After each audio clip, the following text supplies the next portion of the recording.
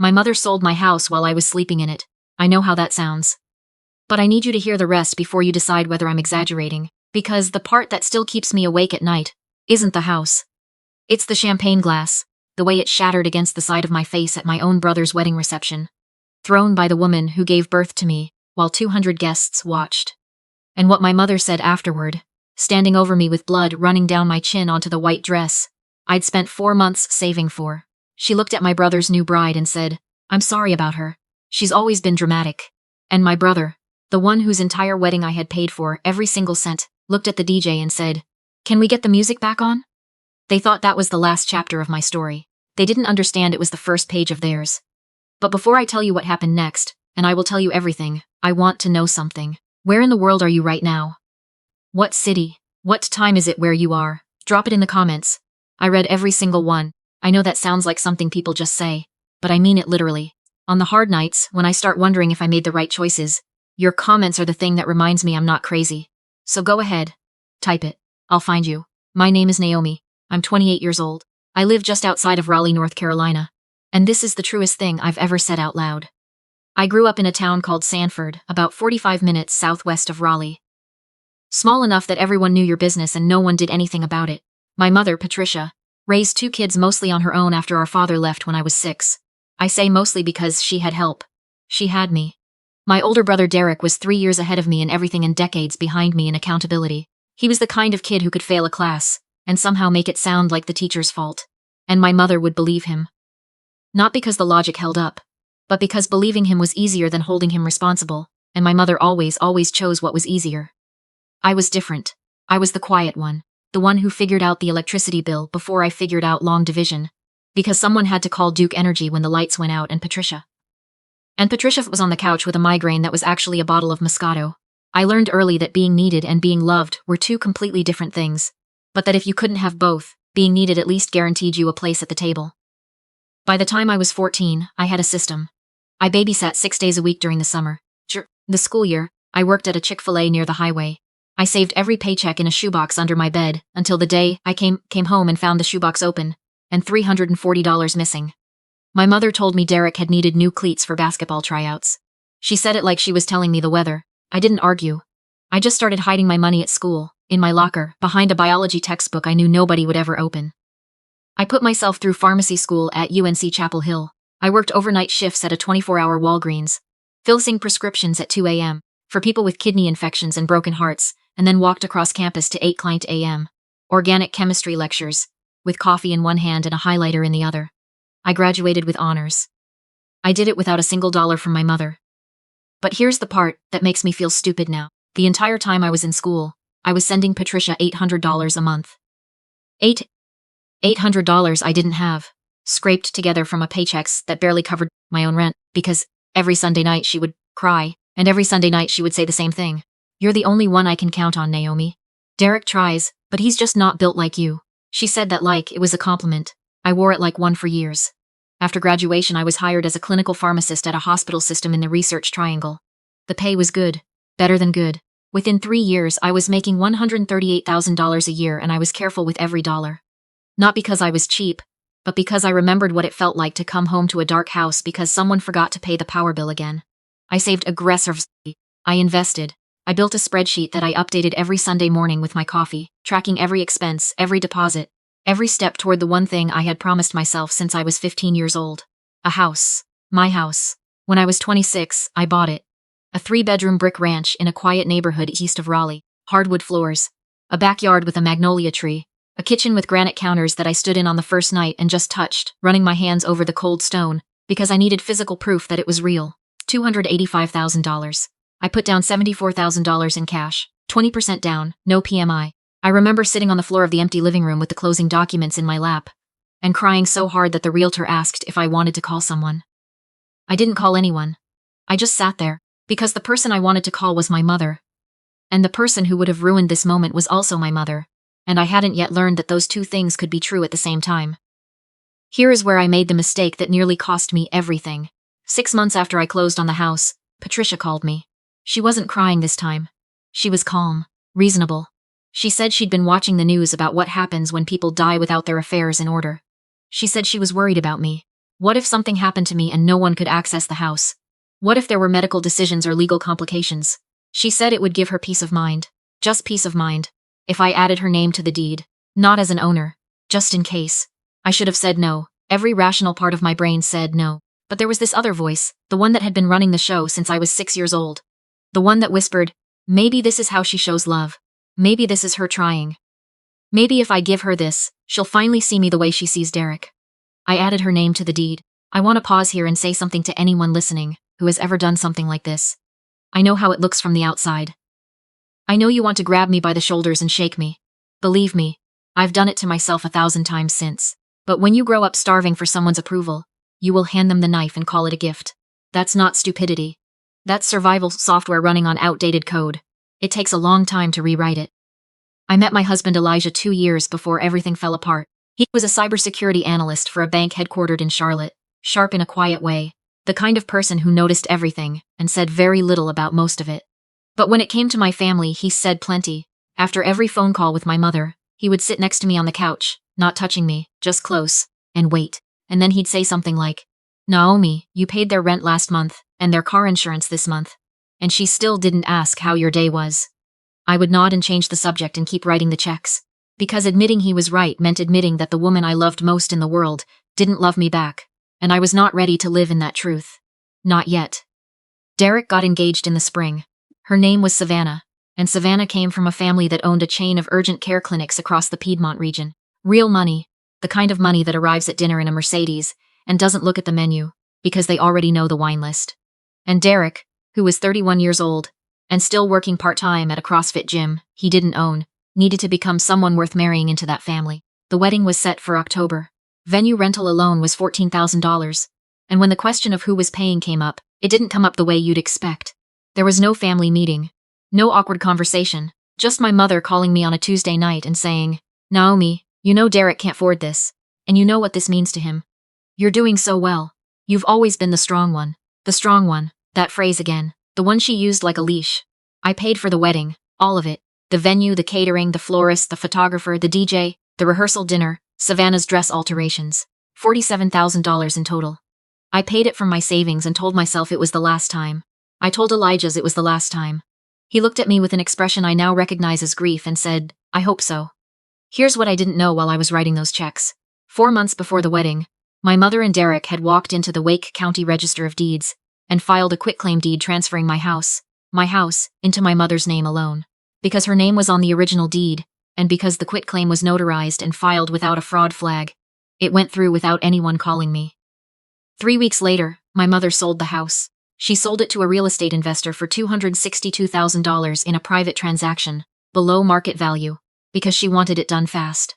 The money went into an account Derek had opened at a credit union in Durham. They used it to buy a condo in Derek's name, a condo that was going to be his and Savannah's starter home, the one he would casually mention to her parents as an investment hunt property I've been working on. I was living in that house the entire time. I was sleeping in that house, watering the magnolia tree in the backyard, paying the mortgage on a property I no longer legally owned, and nobody told me. I found out the night of the wedding. The reception was held at a restored cotton mill in Durham. Exposed beams, Edison bulbs, long farm tables lined with mason jars full of white peonies that I had personally arranged the night before, because the florist had shorted us by 3 dozen. I was exhausted, but I was there. In a slate blue dress I'd found on sale at Nordstrom Rack, standing near the bar, watching my brother slow dance with his new wife to a song I had selected for the playlist, because no one else had bothered. Elijah was beside me. He had been quiet all day. Quieter than usual, and I thought he was just tired. But then his phone buzzed and he looked at it, and something moved across his face that I had never seen before. It wasn't anger. It was deeper than that. It was the look of someone who had just confirmed something they had been afraid of. He leaned in close and said, Naomi, I need you to come outside with me right now. I followed him to the parking lot. The October air was sharp and the music was muffled through the walls. He held up his phone. On the screens was a property record from the Wake County Register's website, my address, my house, and next to the ownership field, a name that was not mine. Your mother sold the house, he said. 6 weeks ago. Derek's name is on the new property they bought with the money. I remember the asphalt under my heels. I remember the sound of my own breathing. I remember looking at my husband's face and thinking, very clearly, oh, so this is what it feels like when the last thread breaks. I walked back inside. The reception was loud and golden and warm, full of people laughing, full of Savannah's family toasting with Veuve Cliquot that I had put on my credit card 2 weeks earlier. I found my mother near the dessert table. She was talking to Savannah's mother, laughing, holding a glass of champagne like a woman who had earned every sip. I kept my voice low. I kept my hands at my sides. When were you going to tell me you sold my house? She didn't flinch. That's the thing that still gets me. There was no shock, no guilt, no scramble for an excuse. She just looked at me with this flat, practiced calm and said, "It wasn't just your house, my name was on it too. And Derek needed it more than you. You'll bounce back, you always do." I said, "That was my home, I paid for it. Every dollar." "Don't make a scene," she said. Her voice dropped to a whisper, the kind of whisper that's louder than shouting because it's designed to make you feel small. "Not here. Not tonight. Your brother deserves one good night. He deserves a good night." I paid for this entire wedding. Every flower on every table. Every glass of champagne in this room. The dress she's wearing was altered with my money. And you stole my house and gave it to him. My mother looked around the room. People were starting to glance in our direction. And then something shifted. I've seen this described by people who grew up in volatile homes. And they always say the same thing, that there's a moment right before the explosion where the air changes. Where you can feel the violence before it arrives. Like a pressure drop before a storm. She grabbed the champagne glass off the table next to her, and she threw it at my face. Not toward me. At my face. Overhand, like she was throwing a baseball, with the kind of force that comes from somewhere deeper than anger. The glass hit the bridge of my nose and shattered. I felt the stem slice across my cheekbone, and then I felt heat, and then I felt wet, and then I was on the ground. I was on the floor of my brother's wedding reception, bleeding onto a dress I had bought with money I should have spent on a lawyer, and the room went quiet for exactly 3 seconds. 3 seconds of absolute silence. I remember counting them. And then a woman I had never met, an older woman from Savannah's side of the family, was on her knees beside me, pressing a cloth napkin against my face, saying, "Don't move, sweetheart. I'm calling 911. She was the only person in that room of 200 people who moved toward me instead of away. Her name, I learned later, was Constance. She was Savannah's great aunt. She was 73 years old and she was braver than every member of my family combined. My mother looked down at me, at the blood, at Constance pressing the napkin to my face, and she turned to Savannah's mother and said, "I'm so sorry about this. She's always been dramatic. She does this for attention." Derek walked over. He had seen the whole thing. He'd watched our mother throw a glass at his sister's face hard enough to draw blood. And what he did was kneel down next to me and say, very quietly, so only I could hear, "If you call the cops, I will never forgive you." Elijah came through the door 11 seconds later. I know because Constance told me afterward that she had counted, because she wanted to know how long it took for someone from my side to show up.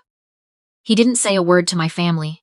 He dropped to the floor, took the napkin from Constance with a nod, looked at my face and pulled out his phone. Here's what my family didn't know about Elijah. Elijah spent his career tracing financial fraud, wire transfers, shell accounts, forged documents, identity theft. It was literally what he did for a living, and for the last 3 weeks, ever since he'd first noticed an irregularity in our mortgage statements, he had been quietly pulling records. The quitclaim deed, the notary's stamp, the wire transfer from the sale, the credit union account in Durham, Derek's condo purchase. Every single transaction, time-stamped, documented, and saved to a secure cloud drive that my family did not know existed. He looked at my mother, then at Derek, and he said this. I wasn't conscious enough to hear it myself, but 4 witnesses confirmed it to me later, word for word. Every document related to the fraudulent transfer of our property is backed up in 3 separate locations. I have the quitclaim deed, the notary records, the sale agreement, and the wire transfers. I also have the venue's security camera footage from the last 4 minutes. So whatever you're planning to tell the officers who are about to walk through that door, I'd suggest you make it match. My mother's face went gray. Not white. Gray. Like something behind it had died. The paramedics arrived before the police. Laceration across my cheekbone required 11 stitches. The glass had missed my eye by less than an inch. The ER doctor, a woman about my age with kind hands and steady eyes, told me that half an inch to the left and I would have lost vision permanently. She said it matter-of-factly, like she was reading a lab result, and I think she did that on purpose, because she could tell I was the kind of person who would fall apart if someone was gentle with me right then.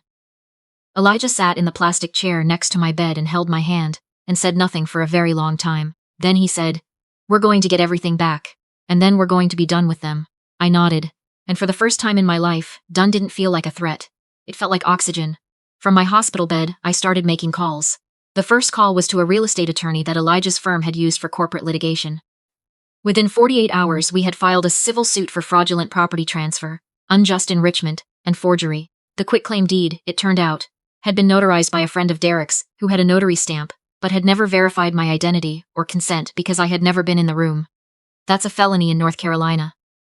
The second call was to the Wake County District Attorney's Office. Patricia was charged with larceny by trick, a Class H felony for property valued over $100,000. Derek was charged as a co-conspirator.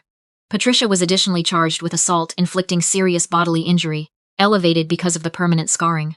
The third call was the one that surprised even me. I called my bank. And I called every service provider, every utility company, every insurance policy that I had been quietly subsidizing for my family over the past decade.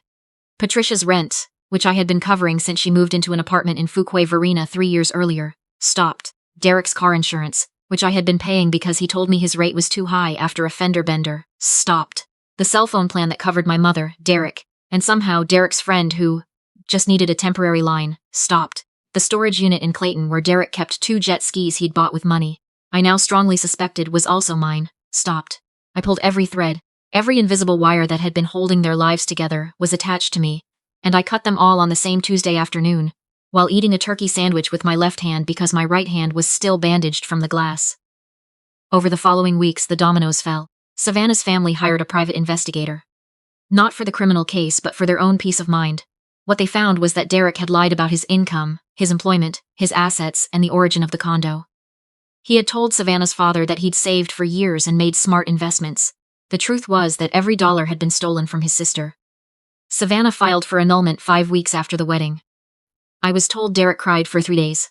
I was told he called our mother from the apartment he was crashing in and screamed at her, blamed her, said this was all her fault. She apparently told him the same thing she'd told me my whole life. You'll bounce back, you always do. The irony was so precise it almost felt designed. The trial took 7 months. I attended every hearing. Elijah sat beside me in every courtroom, not because I needed him to, but because he wanted to. Constance, Savannah's great aunt, the woman who had been the only person to kneel beside me on that floor, submitted a written witness statement. She wrote 3 pages. The judge read 2 paragraphs of it aloud, and someone, in the gallery, started crying. Here is what the court decided. Patricia was sentenced to 6 years in state prison.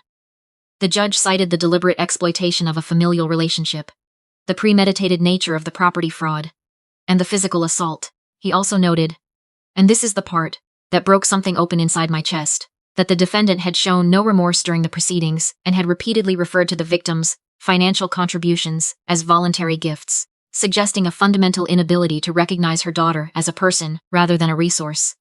I read that sentence 3 times when I got the transcript. A fundamental inability to recognize her daughter as a person rather than a resource. 22 years of my life, reduced to 1 sentence by a man in a black robe who had known me for 7 months. And he understood what had happened to me, better than my mother ever did. Derek received 4 years. The notary received 18 months and lost his certification, permanently. The fraudulent property transfer was reversed. My house was returned to me. The investor who had purchased it was reimbursed from the proceeds of the forced sale of Derek's condo. My name, and only my name, went back on the deed. The day I walked back into my house, 5 months after the verdict, I stood in the kitchen and put both palms flat on the granite counter. The magnolia tree was still in the backyard. Someone had watered it. I never found out who. Elijah came in behind me and put his arms around my waist and rested his chin on the top of my head. And we stood there for a long time without saying anything, because there are moments that words just get in the way of. I want to tell you one more thing before I go, and I need you to hear this part. A lot of people, when they hear this story, get uncomfortable at the part about my mother's sentence. 6 years. She's an older woman. She didn't swing a weapon, she threw a glass. And some people say, quietly, that maybe I should have shown mercy. That she's still my mother. That family is family. And I understand that impulse. I lived inside that impulse for 22 years. I fed it. I funded it. I let it drive every decision I ever made. But here is what I've learned. There is a difference between forgiving someone and continuing to stand within striking distance. I can forgive my mother. I have, on some days, in some ways that I'm still figuring out. But I will never again hand someone the deed to my life and call it love. So I want to ask you, do you think I went too far? Specifically with my mother. She didn't forge the documents, she didn't plan the property transfer alone, but she stood in a room full of people, watched her daughter bleed and called it drama. What would you have done? Tell me in the comments. I read them all, and I mean all. And if this story reached something in you, if you've ever been the strong one, the reliable one, the one they only call when they need something, if you have ever confused being needed with being loved, subscribe to this channel. New stories every week. And I promise you, from the bottom of my bandaged, rebuilt, still beating heart, you are not the only one. Stay safe. Hold your people close. The ones who actually deserve it.